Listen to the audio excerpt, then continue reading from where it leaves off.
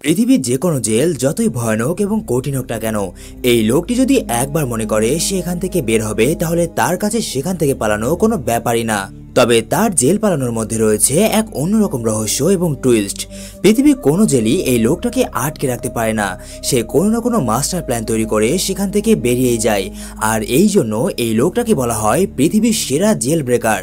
তবে সে একদিন এমন একটা জেলে আটকে যায় যেখান থেকে অতীতে কোনো দিন কেউ বের হতে পারেনি। তাহলে কি এইবার এই লোকটি আর জেল থেকে পালাতে পারবে না? যদি এরকম কিছু ভেবে থাকো তাহলে সম্পূর্ণই ভুল। পালাতে পারুক বা না পারুক, এই লোকটা জেল পালানোর জন্য যে মাস্টার প্ল্যানগুলো তৈরি করে তা দেখলে এই লোকটার বুদ্ধির প্রশংসা করতেই হবে। বলছিলাম 2013 সালে মুক্তি পাওয়া স্কেপ প্ল্যানের কথা। ভাইরে ভাই, মুভি তো নয়, যেন একদম আগুন। মুভির টুইস্ট থেকে শুরু করে জেল পালানোর প্রত্যেকটা ধাপ তোমাকে ঠিক হয়ে থাকতে দেবে না। তাহলে চলো শুরু করি আজকে ধামাকাদার মুভির একটা ধামাকাদার এক্সপ্লেনেশন। তবে ততক্ষণে তোমরা চাইলে চ্যানেলটাকে সাবস্ক্রাইব করে বেল বাটনটা অন করে দিতে পারো। গল্পের শুরুতে দেখানো হয় রে নামের এই লোককে, যে এই জেলখানাতে বেশ কয়েকদিন থেকে রয়েছে। রের মেন টার্গেট হলো এই জেল থেকে পালিয়ে যাওয়া, আর এই জন্য পরের দিন যখন সবাইকে অল্প কিছু সময়ের জন্য খোলা বাতাসে বের করা হয়, ঠিক তখনই রে ইচ্ছে করে সেখানকার একজন ভয়ানক কয়েদির সাথে মারপিট করতে শুরু করে দেয়। তবে সেই কয়েদি রের কিছুই করতে পারে না, বরং রে তাকে প্রচন্ড পরিমাণে মারধর করে। আশেপাশে থাকা গার্ডরা দেখা মাত্রই দুজনকে থামিয়ে দেয় এবং তাদেরকে পাঠিয়ে দেয় আইসোলেশনে। আইসোলেশন হলো সেই জায়গা যেখানে কয়েদিদের উল্টাপাল্টা আচরণের জন্য শাস্তি দেওয়া হয়। দেখা যায় তাদের দুজনকে যে আইসোলেশনে রাখা হয়েছে সেটা একেবারেই ছোট, আর এখানে প্রত্যেকটা জায়গায় ক্যামেরা লাগানো রয়েছে, যাতে এটার মাধ্যমে তারা এই কয়েদিদের ওপরে নজর রাখতে পারে। আইসোলেশনে যাওয়ার পর রের হাতে একটা বই দেখা যায়, যেটা বাইবেল। তবে এখানে আসার পর রে চারিদিকে জিনিসপত্রের দিকে অদ্ভুতভাবে লক্ষ্য করতে শুরু করে, কারণ তার পরিকল্পনা হলো এই আইসোলেশন থেকে পালিয়ে যাওয়া। এভাবে সময় কাটতে থাকে। গার্ডসরা চলে যাওয়ার পর রে তার মনে মনে গুনতে শুরু করে যে গার্ডসরা কতক্ষণের জন্য এখান থেকে চলে যাচ্ছে এবং আবারও ফিরে আসছে। এরপর সে এখানে প্রত্যেকটা জিনিসের ক্যালকুলেশন করতে শুরু করে। এক পর্যায়ে তাকে আইসোলেশন থেকে বের করা হলে সে আবারও ইচ্ছা করে অন্য মানুষের সাথে লড়াই করে, যাতে করে তাকে আবারও আইসোলেশনে পাঠিয়ে দেওয়া হয়। আর এভাবে সে তার পরিকল্পনার দিকে এক ধাপ করে এগোচ্ছিল। দেখা যায় রে তার কাছে বেশ কিছু টয়লেট পেপার দিয়ে গোলাকার এক ধরনের বস্তু তৈরি করছে। আর আজকে সেই দিন যেদিন রে এই আইসোলেশন থেকে, অর্থাৎ এই জেলখানা থেকে পালিয়ে যাবে।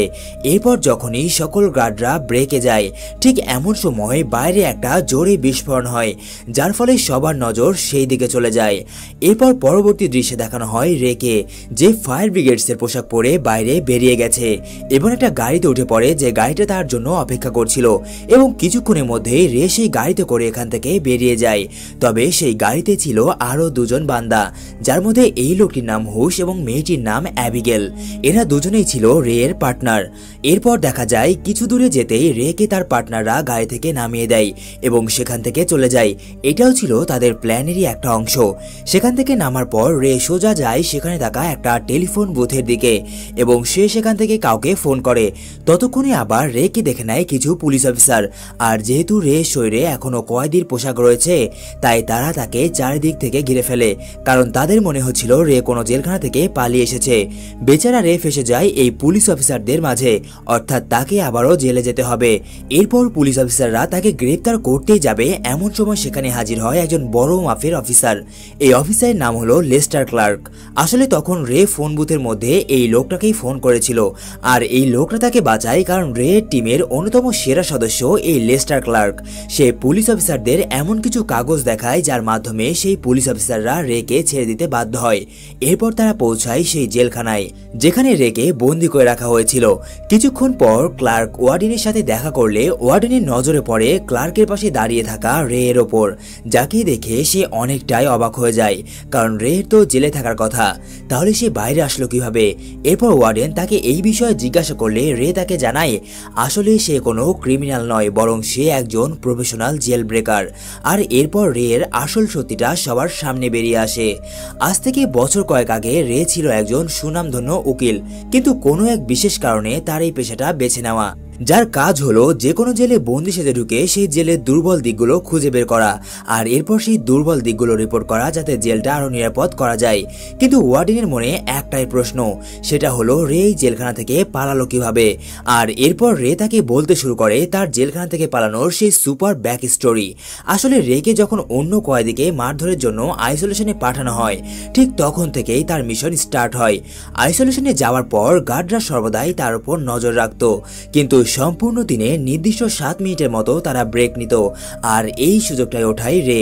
আইসোলেশনে থাকা অবস্থায় রে প্রত্যেক দিন সকালবেলায় একটা করে মিল্কশেকের প্যাকেট পেত, যার গায়ে লাগানো থাকতো এক ধরনের পলিথিন, যেটা রে তার কাছে রেখে দেয়।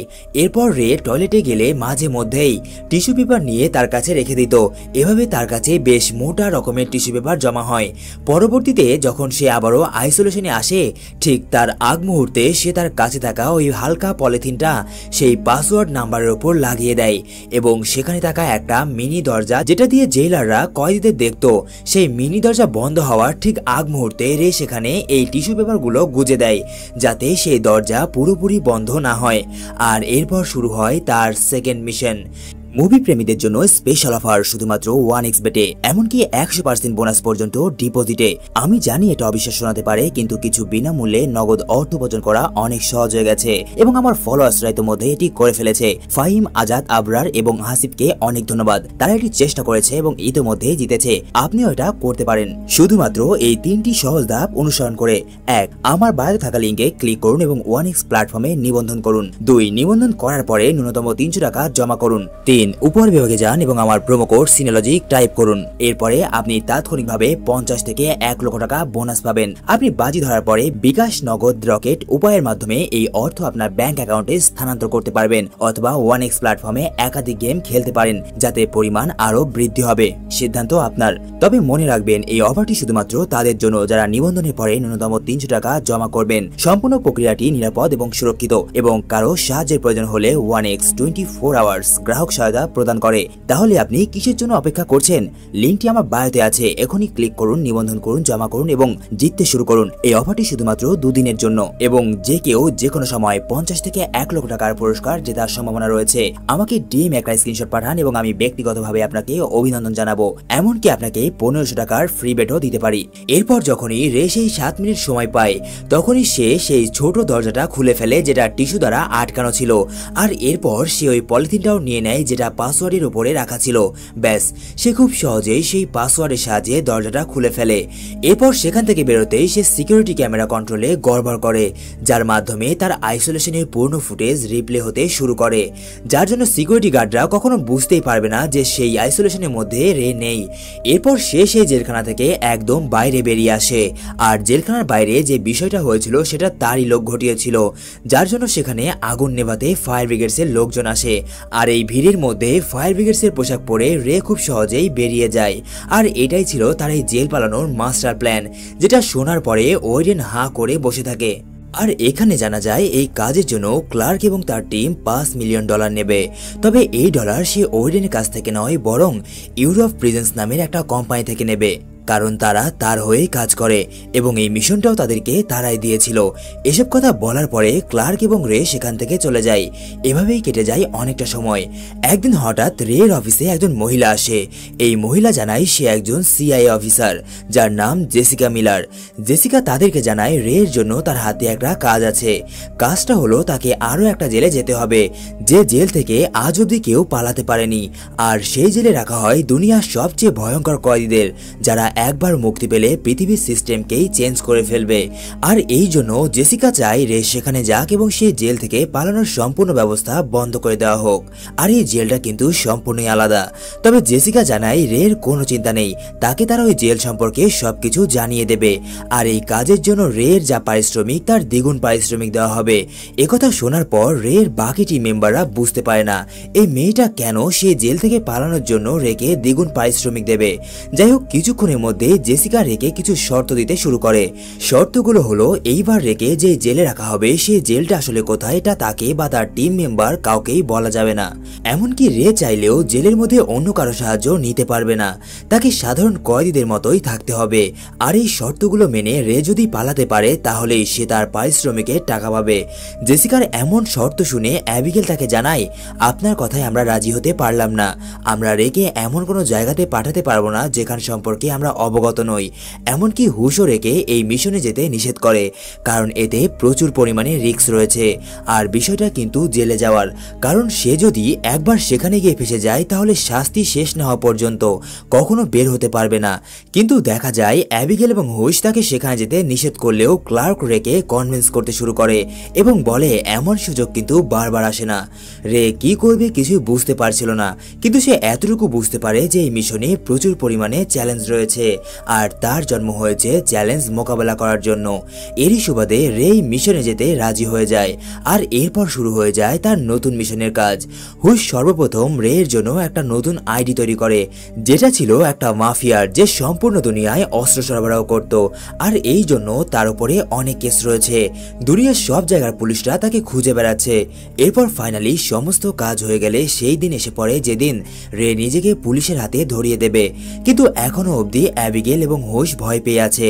একটু পরে হুশ তাকে বলে, আমরা জানি না তুমি কোথায় যাচ্ছ, আর এই জন্য আমি তোমার শরীরে একটা ট্র্যাকার লাগাতে চাই যাতে আমরা বুঝতে পারি যে তুমি কোথায় রয়েছো। কিন্তু রে এতে সরাসরি নিষেধ করে দেয়। তবে একটু পরেই হুশ এবং অ্যাবিগেলের জড়াজড়িতে রে তার শরীরে সেই ট্র্যাকার লাগাতে রাজি হয়ে যায়। কিছুক্ষণ পর রে সেজে গুজে বেরিয়ে পড়ে সেই স্থানের উদ্দেশ্যে যেখানে পুলিশরা তাকে গ্রেপ্তার করবে এবং একটু পরেই সে পয়েন্টে পৌঁছে যায়। অন্যদিকে অ্যাবিগেল তার দিকে দূর থেকে নজর রাখছিল। এমন সময় হঠাৎ করে একটা কালো গাড়ি এসে থামে রের সামনে এবং সেখান থেকে কিছু লোক বের হয়ে কোনো চিন্তা ভাবনা ছাড়াই তারা রেকে জবরদস্তি গাড়িতে তুলে নেয়। তবে রে তাদেরকে দেখার পর কোনোভাবেই মনে হচ্ছিল না এরা পুলিশের লোক, আর যেহেতু দূর থেকে অ্যাবিগেল এবং হুশ তার উপর নজর রাখছিল তাই তাদেরও এই বিষয়টা কেমন যেন সন্দেহজনক মনে হয়। কিন্তু যতক্ষণে তারা নিচে আসছিল ততক্ষণে ওই লোকগুলো রেকে নিয়ে পগার পার। অন্যদিকে রেও এই বিষয়টা বুঝতে পারে যে এরা কোনো পুলিশের লোক নয়, এই জন্য সে নিজেকে তাদের থেকে ছাড়ানোর অনেক চেষ্টা করে, কিন্তু সে কিছুই করতে পারে না। এরপর ওই লোকগুলো রের শরীরে কোনো ট্র্যাকার ডিভাইস লাগানো রয়েছে কিনা এটা জানার জন্য সম্পূর্ণ শরীর স্ক্যান করতে শুরু করে এবং এক পর্যায়ে তারা সেই ট্র্যাকার পেয়েও যায় যেটা হুশ রের হাতে লাগিয়ে দিয়েছিল।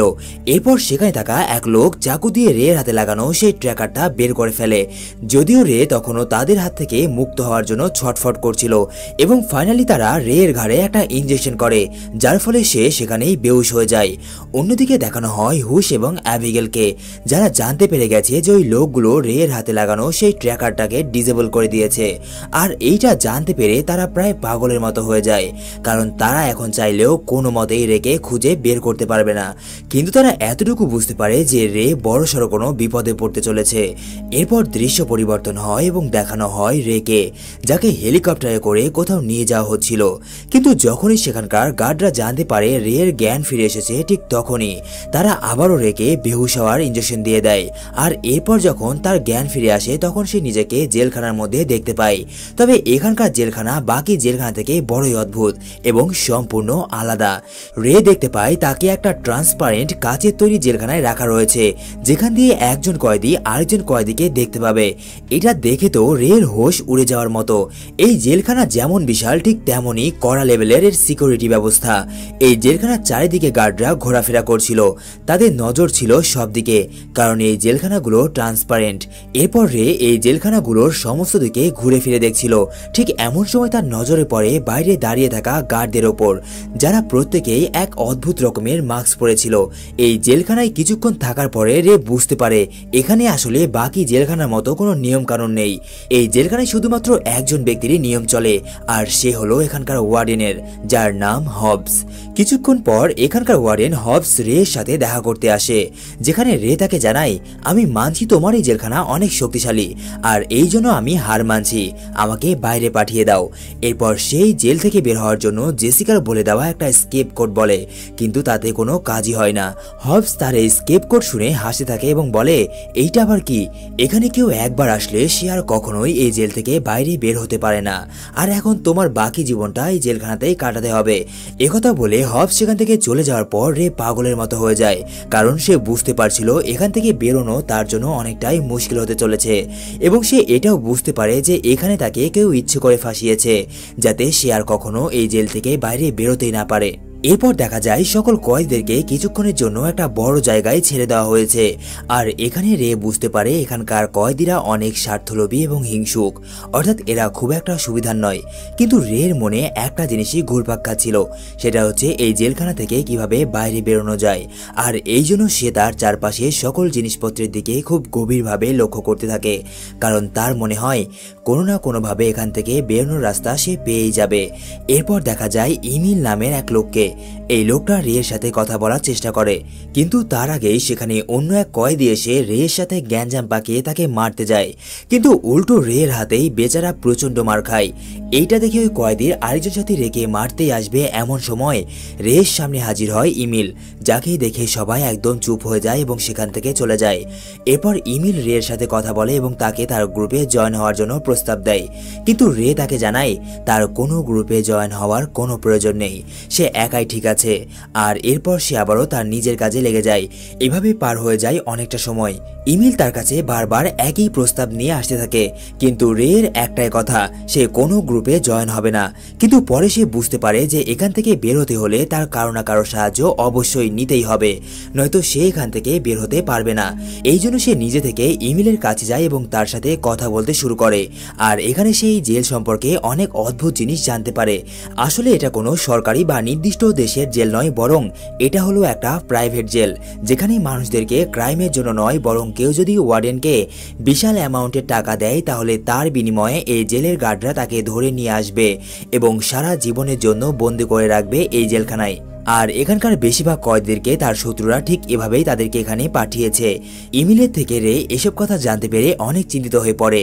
এরপর রে ইমিলকে বলে, তুমি যদি এখান থেকে বের হতে চাও তাহলে আমাকে সাহায্য করতে হবে। ইমিল অন্য কোনো কথা না বলেই তাকে সরাসরি বলে, তুমি শুধু একবার বলো আমাকে কি করতে হবে। রে জানায় তাকে যেভাবেই হোক এই জেলখানার আইসোলেশনে যেতে হবে। ব্যাস একথা বলা মাত্রই দুজনের মধ্যে লেগে যায় এক বিশাল ফাইট। গার্ডরা দেখা মাত্রই তাদের দুজনকে আইসোলেশনে ঢুকিয়ে দেয়, কিন্তু আইসোলেশনে ঢোকার পরে রে আরো বেশি বিপদে পড়ে যায়, কারণ এখানকার আইসোলেশন বাকি অন্যান্য জেলখানার মতো নয়, বরং অনেক বেশি ভয়ানক। রে আইসোলেশনে যাওয়া মাত্রই তার উপরে এক ধরনের উচ্চ আলোযুক্ত একটা মেশিন চালু করে দেওয়া হয়, যা খুবই কষ্টকর। সেখানে গরম এত পরিমাণ বেড়ে যায় যে সেখানে থাকা প্রায় দুঃসাধ্য হয়ে পড়ে, কিন্তু এত কষ্টের মধ্যেও রে তার কাজ করে যাচ্ছিল।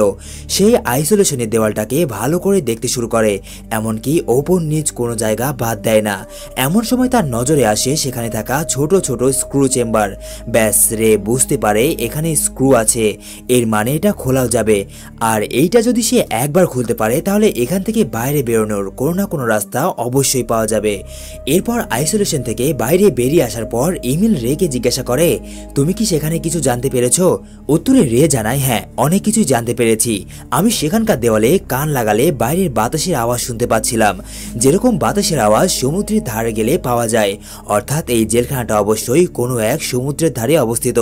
আর আমি সেই আইসোলেশন রুমের মধ্যে কিছু স্ক্রু এর জায়গা পেয়েছি, অর্থাৎ আমি যদি একটা মেটালের ব্যবস্থা করতে পারি তাহলে সেটা দিয়ে সেই স্ক্রুগুলো খুলে সে পাশ দিয়ে বের হতে পারতাম এবং দেখতে পারতাম যে আমরা আসলে এক্স্যাক্টলি কোথায় আছি। এতে ইমিল তাকে জানায়, আমি তোমাকে মেটালের ব্যবস্থা করে দেব, কিন্তু যদি তুমি আমাকে ফাঁকি দেওয়ার চেষ্টা করো তাহলে আমি যদি কখনো এখান থেকে বের হতে পারি তাহলে তোমাকে শেষ করে দেব। একথা বলার পর ইমিল সেখানে থাকা একটা গার্ডকে বলে সে এখানকার ওয়ার্ডেন হবসের সাথে দেখা করতে চায়। এই জন্য সেই গার্ড হবসের পারমিশন নিয়ে ইমিলকে তার কাছে নিয়ে যায়। আর এখানে জানা যায় ইমিলকে বন্দি করে রাখার আসল রহস্য। আসলে ইমিল ছিল ভিক্টর মেনহাম নামের এক মস্ত বড় মাফিয়া হ্যাকারের সিকিউরিটি এক্সপার্ট। এই ভিক্টর মেনহাম নামের লোকটা দুনিয়ার বড় বড় ধনী লোকদের সম্পদ লুট করেছিল এবং পরবর্তীতে সেই সম্পদগুলো সে গরিব মানুষদের মধ্যে বিলিয়ে দেয়, আর এই জন্য তাকে সিআইএ খুঁজে বেড়াচ্ছে। কিন্তু হবস ভালো করে জানতো তার কাছে এখনো প্রচুর পরিমাণ অর্থ সম্পদ রয়েছে। কিন্তু সমস্যা হলো এই ভিক্টর মেনহাম নামের লোকটাকে আর খুঁজে পাওয়া যাচ্ছে না। এর একমাত্র খোঁজ জানে এই ইমেল, আর এই জন্য হবস তাকে তার কাছে আটকে রেখেছে যাতে সে তার উপর টর্চার করে ভিক্টর মেনহাম কোথায় আছে সেটা বের করতে পারে। যদি হবস একবার ভিক্টর মেনহামকে খুঁজে বের করতে পারে তাহলে তার সমস্ত সম্পত্তি সে নিয়ে নিতে পারবে। কিন্তু এখনো অবধি ইমেল তাকে কোনো কিছুই বলেনি। তবে আজকে ইমেল হবসকে ভিক্টর মেনহাম সম্পর্কে কিছু বলতে চায়, আর এরপর সে শুরু করলে হবস বুঝতে পারে যে ইমেল তাকে ভুল ইনফরমেশন দিচ্ছে। এই জন্য সে তার গার্ডকে হুকুম দেয় ইমেলকে কড়া লেভেলের ডোজ দিতে, আর হবসের হুকুম পাওয়া মাত্রই তার গার্ডরা তাকে বেধড়কভাবে মারতে শুরু করে। এমনকি তার মুখে পানির পাইপ পর্যন্ত ঢুকিয়ে দেওয়া হয় যতক্ষণ পর্যন্ত না তার নিঃশ্বাস বন্ধ হয়ে যাচ্ছে। এরই ফাঁকে ইমেল সেখানে পড়ে থাকা একটা মেটালের বস্তু উঠিয়ে নেয় যেটা দিয়ে স্ক্রু খোলা যাবে, আর এরপর ইমেল এই মেটালের বস্তুটা নিয়ে রের কাছে ফিরে আসে এবং সে তাকে জিজ্ঞাসা করে, তুমি এই মেটাল দিয়ে কি আসলে স্ক্রু খুলতে পারবে? উত্তরে রে জানাই, আমি জানি এই স্ক্রুয়ের ওপর অনেক জং ধরেছে, তাই আমি এই মেটাল দিয়ে সেই স্ক্রু খোলার প্ল্যান পাল্টে ফেলেছি। আসলে আমার নেক্সট প্ল্যান হলো লোহা গলানোর জন্য রাসায়নিক পদার্থ তৈরি করা, যেটার উপকরণ হিসেবে এই মেটাল প্রয়োজন, এবং বাকি আরো উপকরণ যেমন আয়নার টুকরো, পাউডার, ইউরিন এগুলো আমি জোগাড় করে ফেলেছি। এখন শুধুমাত্র অপেক্ষা আবারও আইসোলেশনে যাওয়ার। ব্যাস, আবারও একথা বলা মাত্রই দুজনের মধ্যে শুরু হয়ে যায় এক মর্মান্তিক ফাইট, যার ফলে তাদেরকে আবারও আইসোলেশনে পাঠিয়ে দেওয়া হয়। আর এরপর আইসোলেশনে আসা মাত্রই রে সর্বপ্রথম সিকিউরিটি ক্যামেরার ওপরে টিস্যু পেপার লাগিয়ে দেয়, যেটা সে তার পকেটে করে এখানে নিয়ে এসেছিল। কিছুক্ষণ পর সেখানে চালু হয়ে যায় সেই হাই ভোল্টেজ আলো, যেটা খুবই মারাত্মক।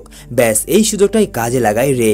এই হাই ভোল্টেজ আলোটা জ্বলে ওঠা মাত্রই সে তার বানানো ওই রাসায়নিক পদার্থ স্ক্রুয়ের ওপর দিয়ে দেয় এবং মুহূর্তের মধ্যেই সেই স্ক্রুগুলো গলে একদম ঢিলা হয়ে যায়। আর এরপর সেই রাস্তা দিয়ে সে বেরিয়ে যায় আইসোলেশনের বাইরে এবং অনেকক্ষণ কষ্ট করার পর ফাইনালি সে পৌঁছায় এই জেলখানার বাইরে। এরপর সে যা দেখতে পায় তা দেখার পর একদম হতভম্ব হয়ে যায়। সে দেখতে পায় এই জেলখানা কোনো মাটিতে নয়, বরং ভয়ঙ্কর গভীর সমুদ্রের মাঝে চলমান একটা বিশাল বড় জাহাজে, যেখান থেকে পালানো আসলে অসম্ভব।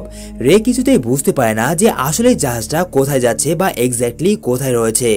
আর এরপর সময় শেষ হওয়ার আগে সে আবারও তার আইসোলেশনে ফেরত আসার চেষ্টা করে।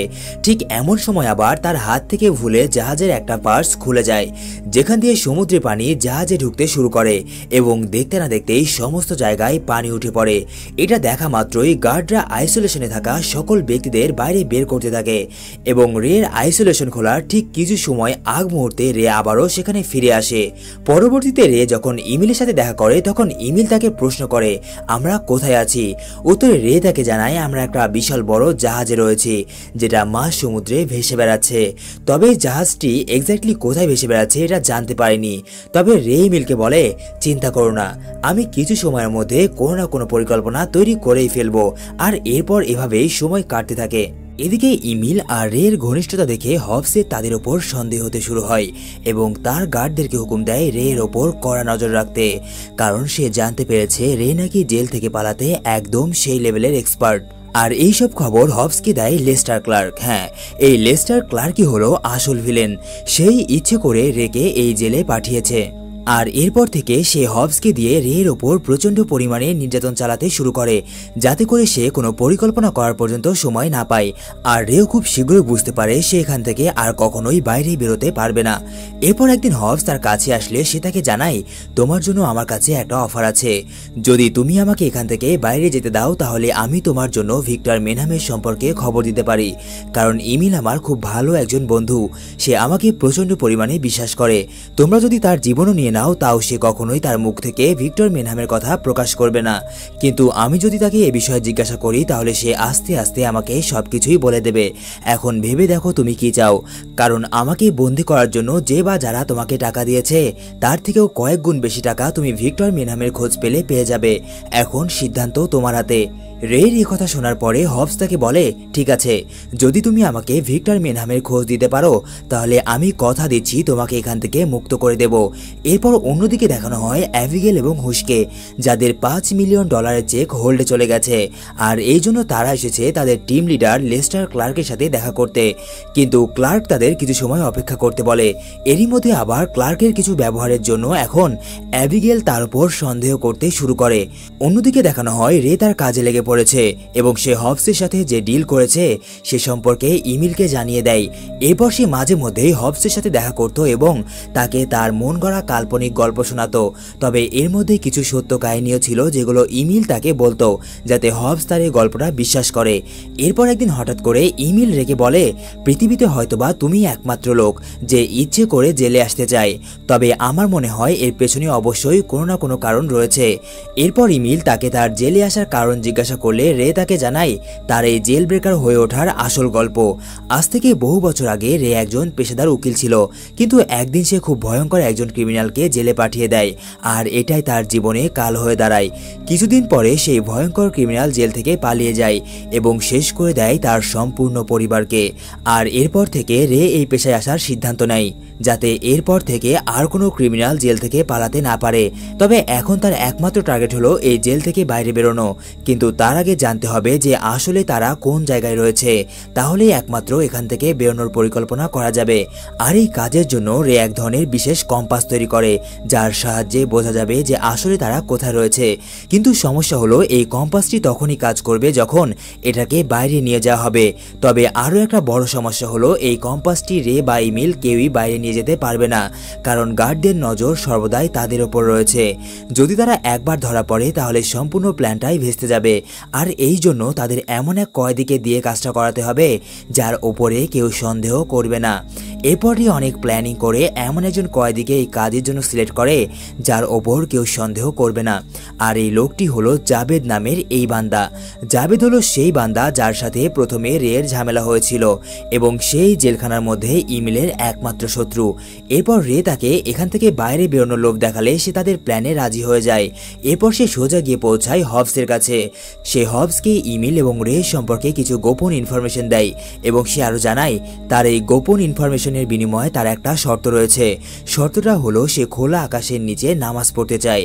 হবস তার এই শর্ত শুনে এতে রাজি হয়ে যায় এবং তাকে রাত হলে পাঠানো হয় জাহাজের উপরের অংশে, যাতে করে সে বুঝতে না পারে যে আসলে তারা কোথায় রয়েছে।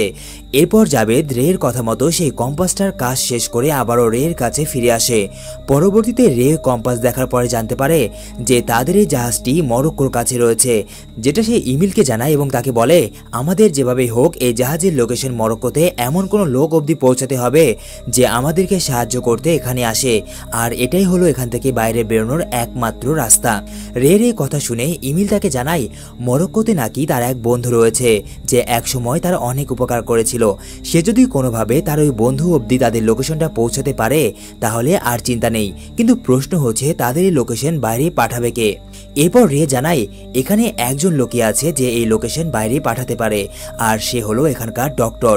এরপর রের পরিকল্পনা মতো ইমিল তার পায়ে একটু আঘাত করে, যার জন্য তাকে ডক্টরের কাছে পাঠানো হয়।